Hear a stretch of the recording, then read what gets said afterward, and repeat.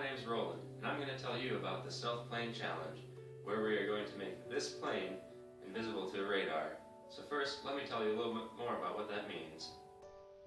If you have ever seen one of these before, perhaps at an airport, then you have seen a radar.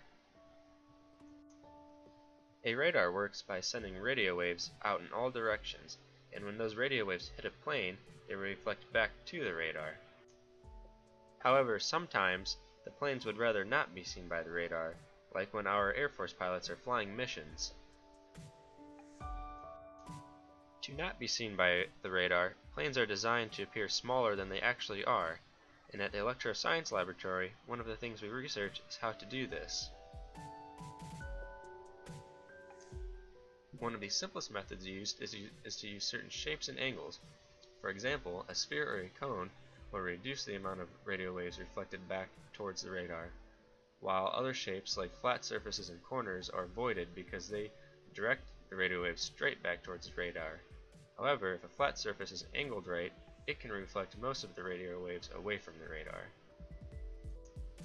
Another method is to use different materials because some materials will absorb the radio waves while other materials will reflect the radio waves. Okay, so now that we have learned how radar works, let's identify the problem. We want to make this fighter jet invisible to enemy radar so that it can fly missions safely.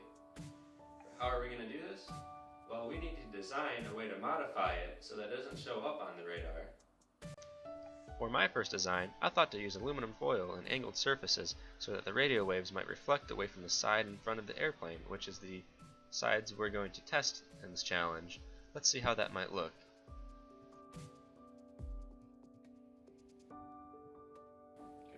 Once we have our first design ready, we can build it.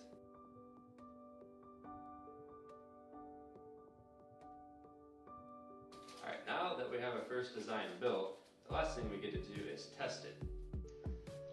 To test your fighter jet, we're going to use light because light behaves the same way as a radio wave. So the first thing you need to do is set your fighter jet in the box with the side that you want tested facing the flashlight and centered with the flashlight. The next thing you'll do is put on the top of the box.